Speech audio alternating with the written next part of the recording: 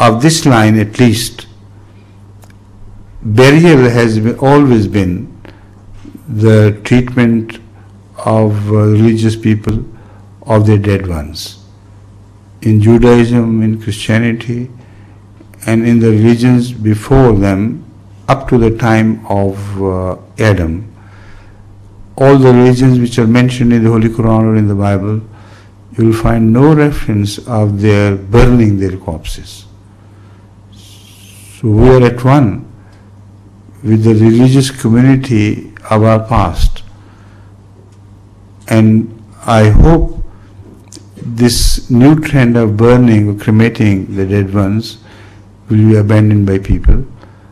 It's not a good trend at all. Thank you. The next question is from Mr. Naeem Lone, who is a Muslim. Yes, please. As man advances in terms of technology, does this help or hinder his spiritual well-being? It can do both. It all depends upon how you employ the technology. Knowledge is neutral. The application is not neutral. When you apply your knowledge for achieving good purposes, it becomes good. If you apply it to achieve bad purposes, it becomes bad. What was the staff of Moses? Any man can kill people with staffs, a powerful stroke of staff. And anyone can employ that staff for the benefit of the life around. Moses employed his staff for this purpose. So the staff was good, but not in its nature, but because the master of that staff was good. So whatever is left at your disposal, employ it to the advantage of mankind, and that is the only influence we can draw from the religious teachings. Thank you. Next question is from Mr. Roshan Banu, who is an Ahmadi. Mr. Roshan, yes, please. With all the natural disasters occurring worldwide, such as earthquakes, global warming, climate change, does this signify the start of a major change for the human race? These things are happening since times immemorial. And they have always been signifying something, but not a change which you have in mind. They signify changes, of course.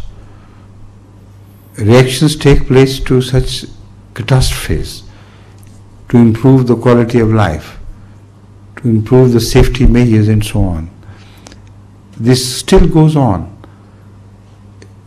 During some great earthquakes recorded in the modern times, many teams were appointed of scientists and other knowledgeable people to try to devise means to protect mankind against the disastrous effects of these earthquakes. So it's an ongoing process.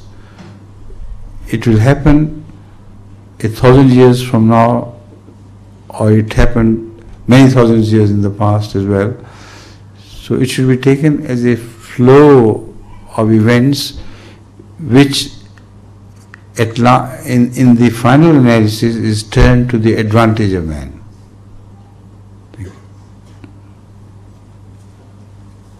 The next question has been asked on behalf of someone who is not here. He goes, a person has no faith or religion. This person has no faith or religion. Once he dreamt of our Prophet Muhammad sallallahu alaihi wasallam, and once he dreamt of Bhagwan. What? Bhagwan? Yes. Yeah. Sometimes he believes there is a God, and sometimes he says that God does not exist.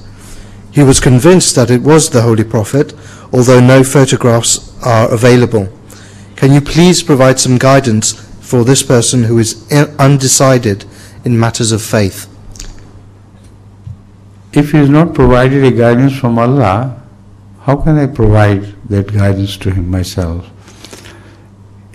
Your conviction that the person you see in your dream is the person.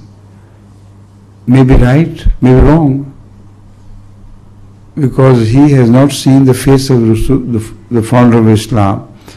So how can he judge that the person who appeared to him in his dream was really him? Satan cannot imitate him, but Satan can appear as him while he does not look like him at all. So this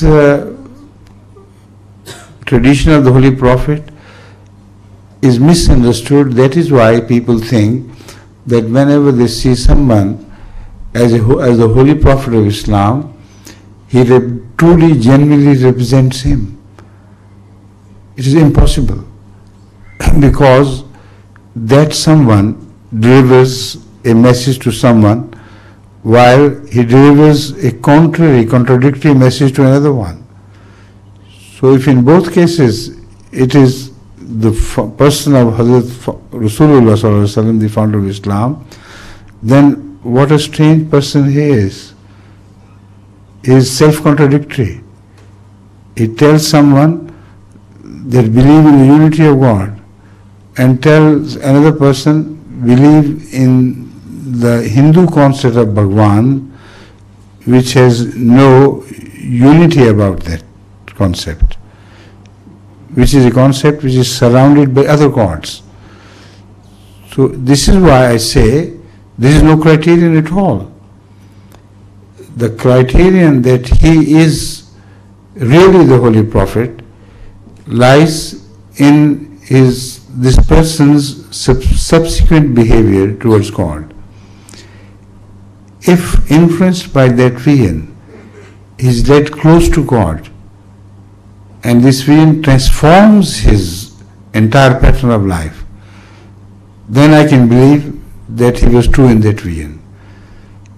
If he remains wandering away from one thing to another, remains undecided, and falls back to his original ideas of atheism as well, then it's impossible for that vision to be correct. Right? I mean, not you, whoever has asked this question, please. Please. The next question is a long one from Mr. Isam T. Saleh, who is a Muslim. Where is he? He is an Iraqi teacher at, of postgraduate physics? Huh? Postgraduate physics. Very good, excellent.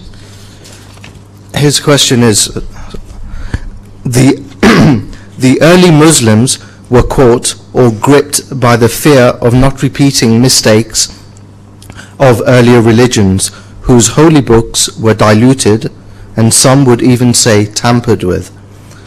However, when this fear turns to paranoia, the religion, in this case Islam, becomes fossilized and unable to cope with the time. What is the balance that Islam should strike between not repeating the mistakes of other religions and that of the urgent demands to tolerate and progress with the times? See, this the central point of this question is that Islam, as if it is alone in preaching that you should learn from the mistakes of other religions and should not repeat this. This is not true in the sense that it is not Islam alone which presents this guidance to mankind. Every religion prior to Islam emphasized the same thing, of learning from the mistakes of the past and not repeating them. So to repeat the mistakes does not lie, or is not a religious character or character of a religion. It is a human character to repeat the mistakes, however much humans are warned. So unfortunately, to err is human. It is correct in this sense that they go on repeating the same mistakes which their forefathers had committed